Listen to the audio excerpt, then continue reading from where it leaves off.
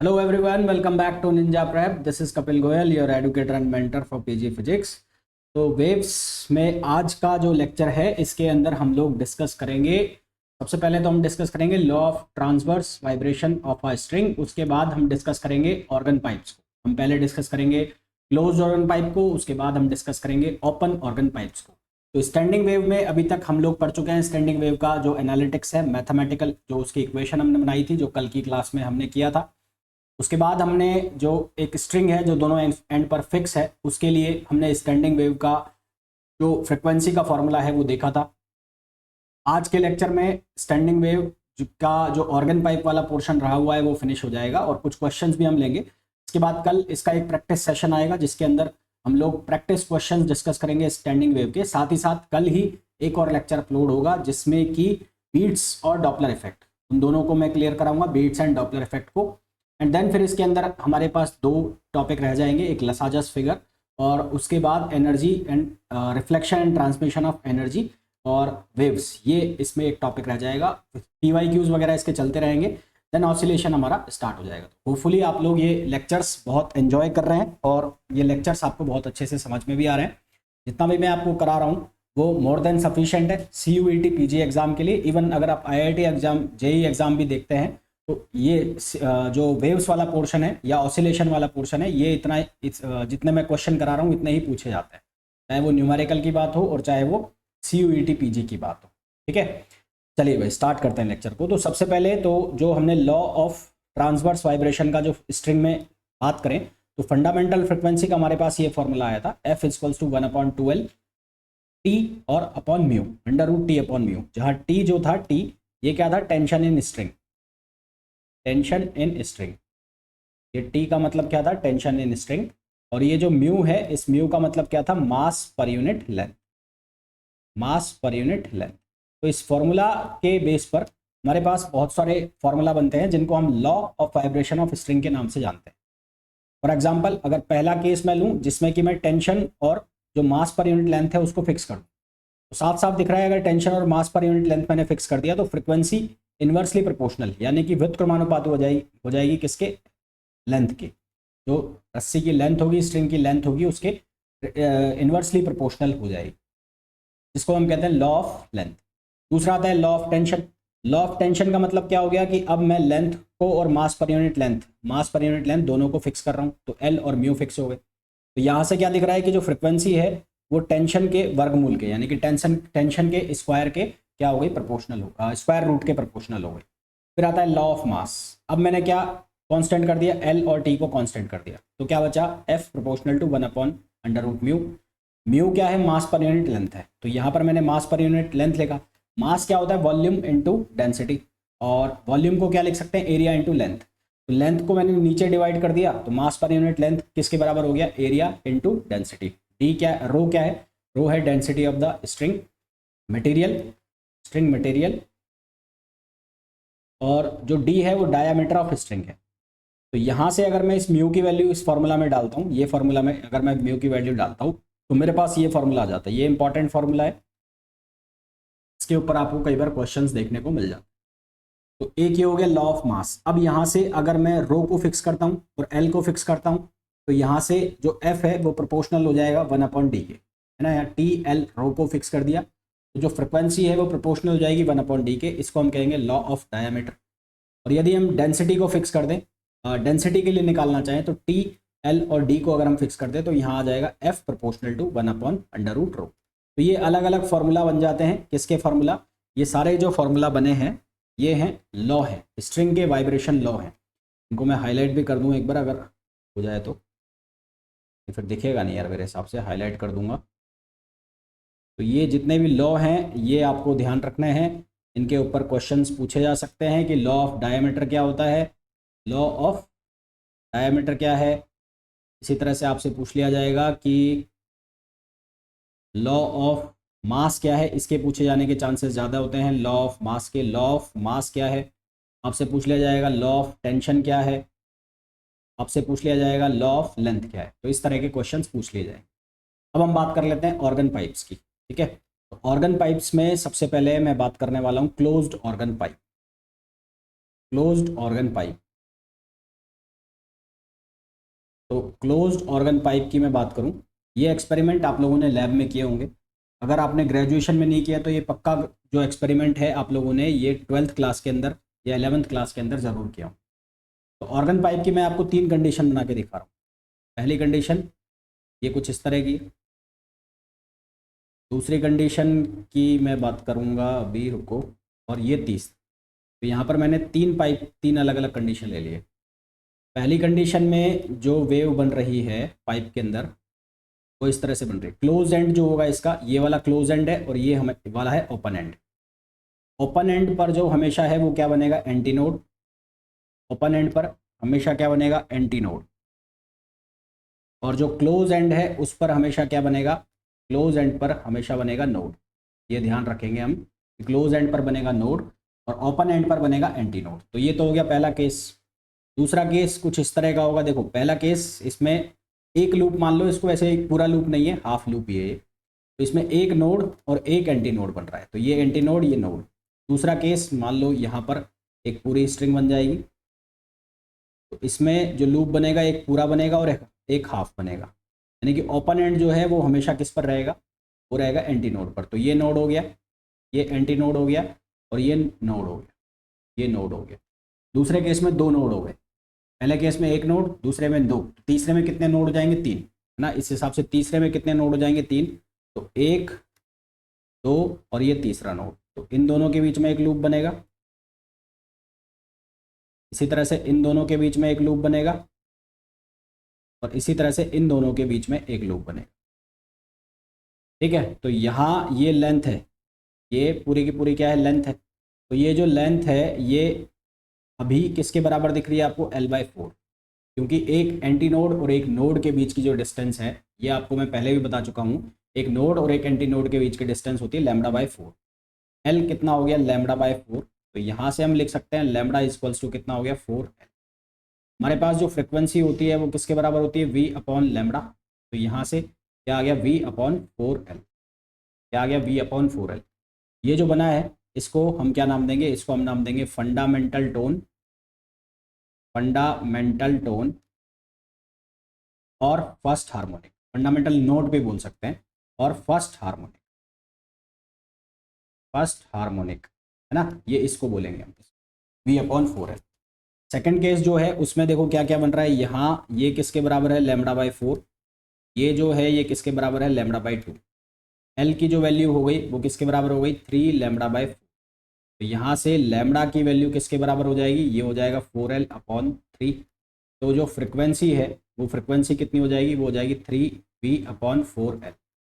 तो यहाँ से ये जो बना है इसको हम बोलेंगे क्या, इसको बोलेंगे सेकंड ओवरटोन।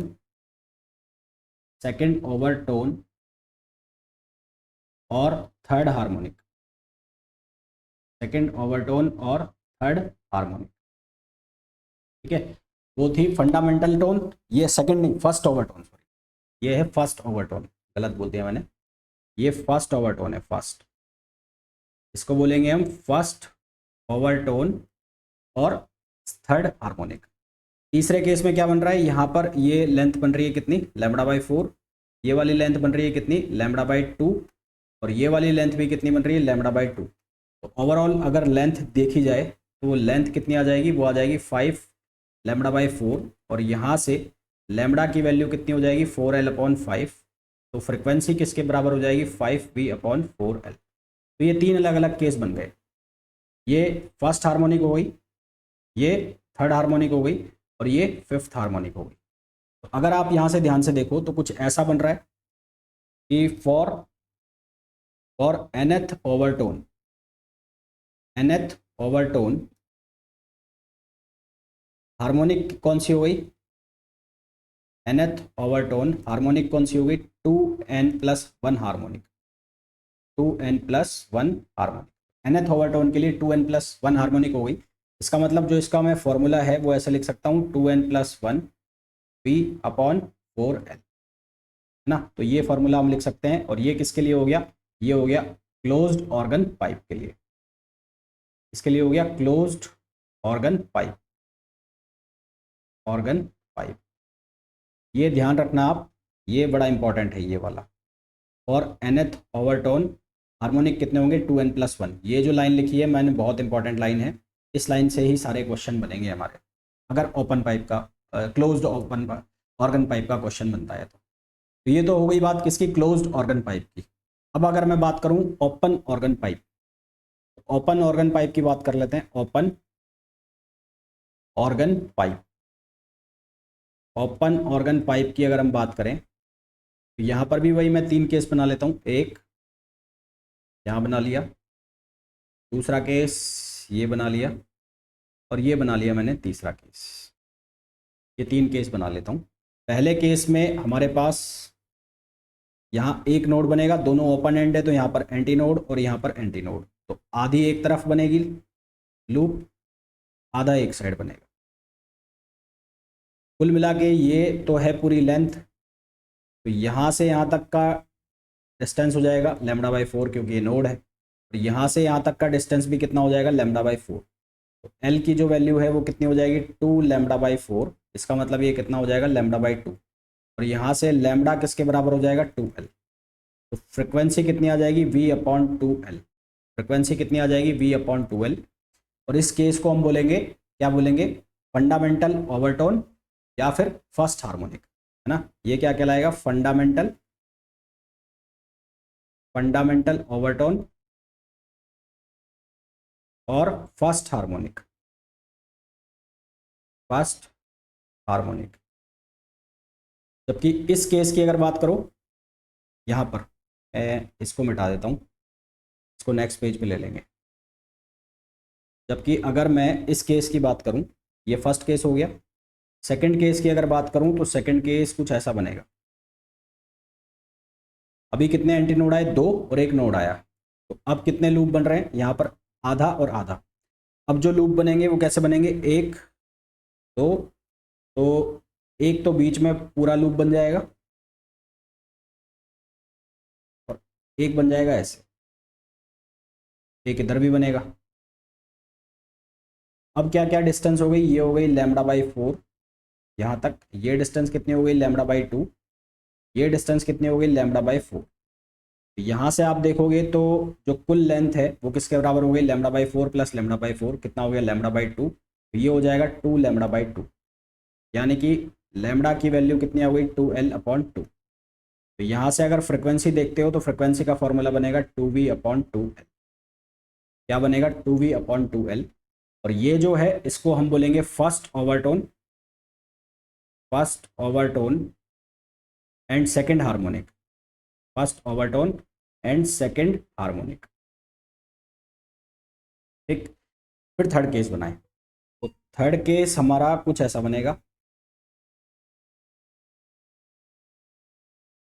अब यहाँ पर 2 लूप बन जाएंगे पूरे, 1 2 3, तो ये बनेगा ऐसे,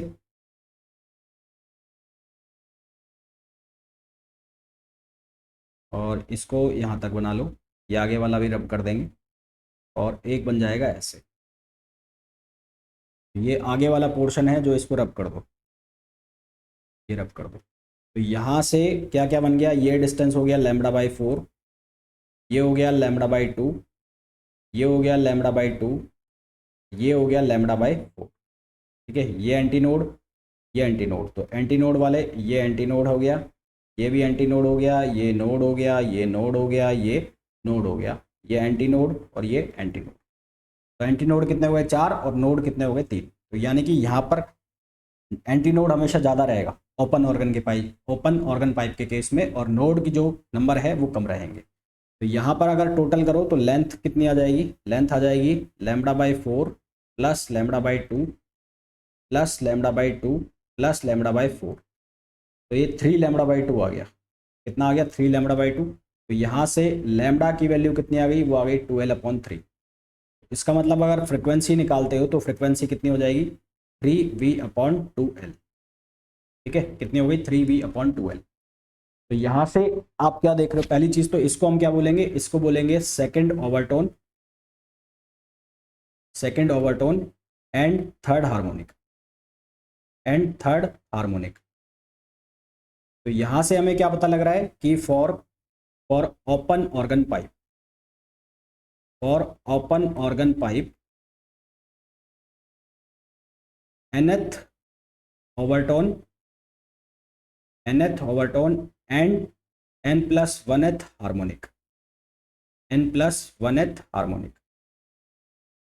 ठीक है, तो यहाँ अगर मैं स्टैंडर्ड फार्मूला लिखूँ इसका, तो standard formula open organ pipe का क्या बन जाएगा, वो बनेगा n+1 p अपॉन कितना हो जाएगा 12। तो ये ओपन ऑर्गन पाइप का स्टैंडर्ड फार्मूला हो गया।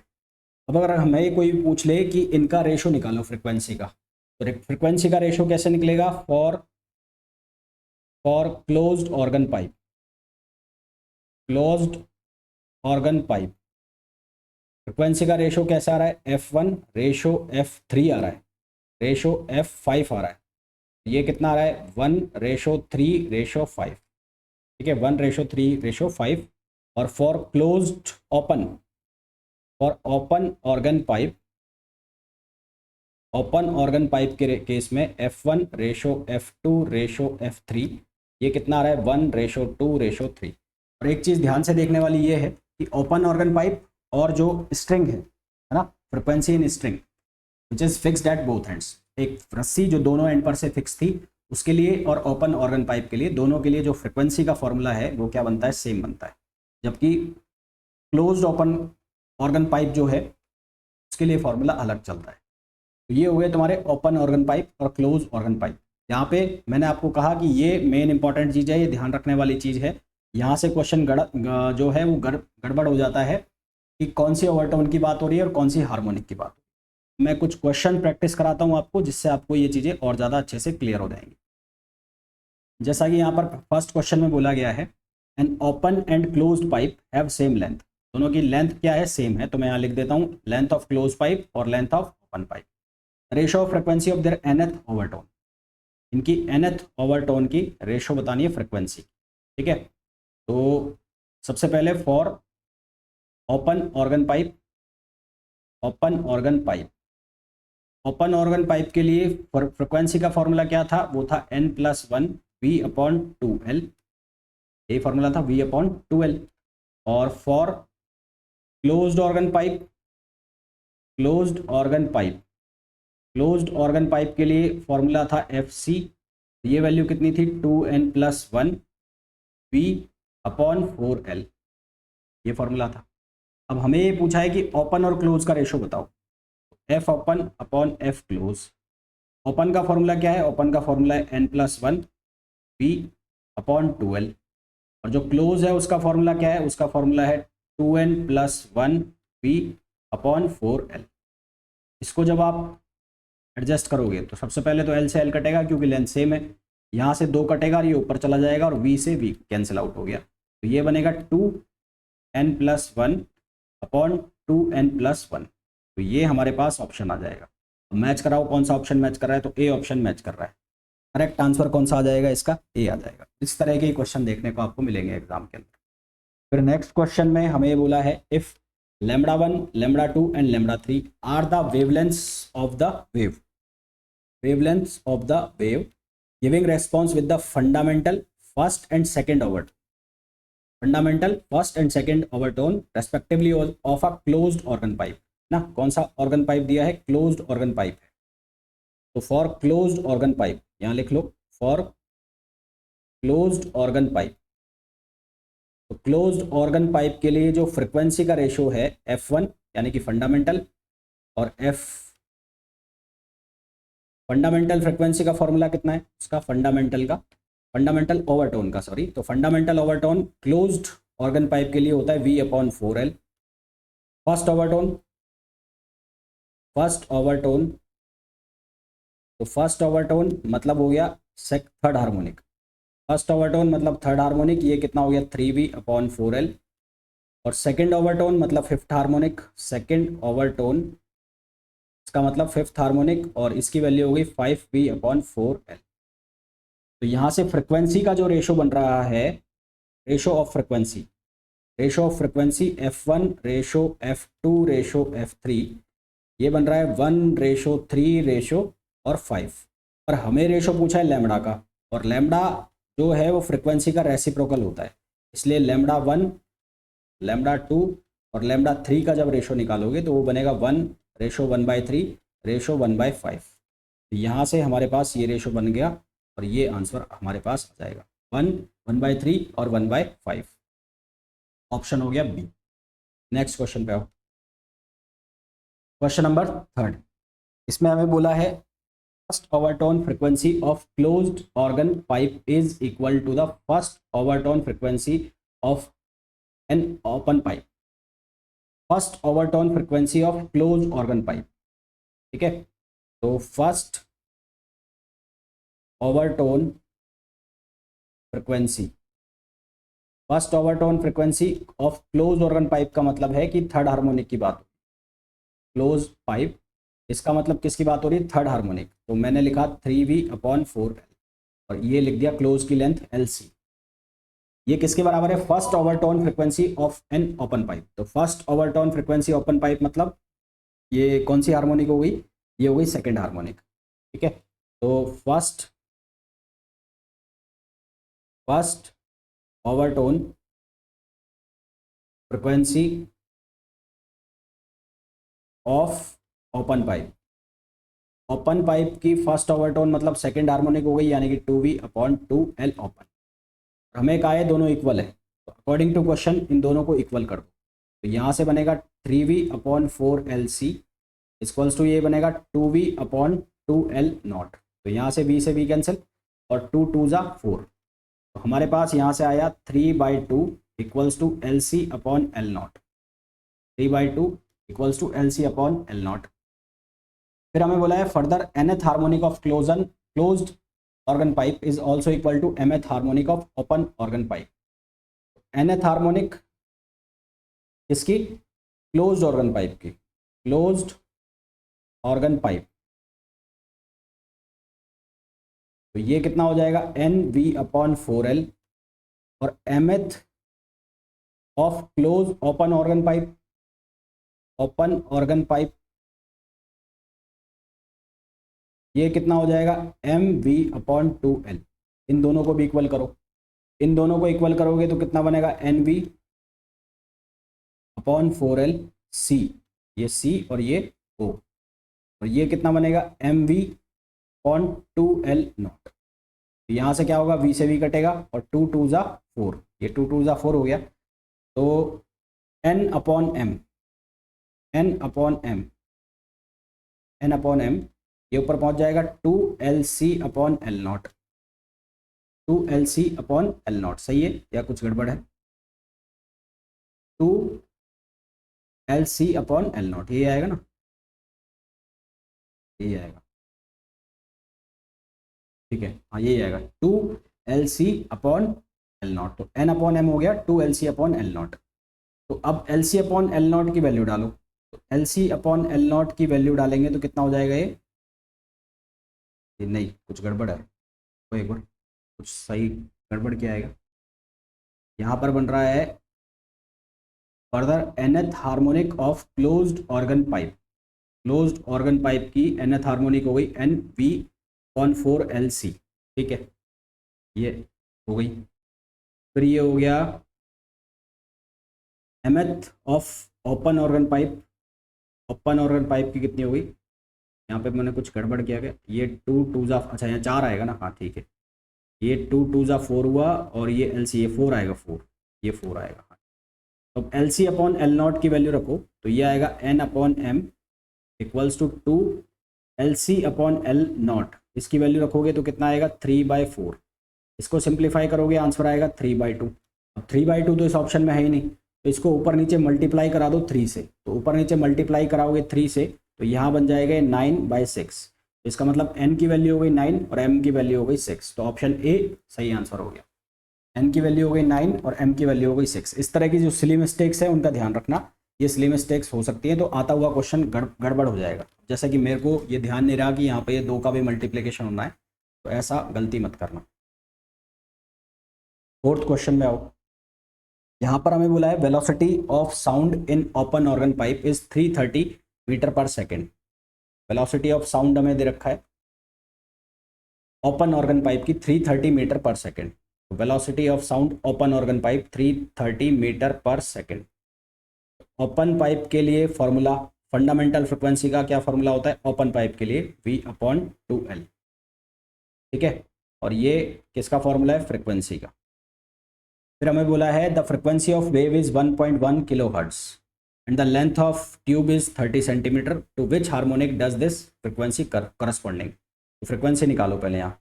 तो V की वैल्यू कितनी है 330, और ये हो गया 2, और ये कितना हो गया 30 सेंटीमीटर। 30 सेंटीमीटर मतलब ये 10⁻⁻2 कर दो। तो यहाँ से ये कितना आएगा, ये आएगा 0 से 0 कटेगा, ऊपर जाएगा 11, और ये 1100/2, 1100/2, ठीक है। तो ये आएगा 550 हर्ट्ज।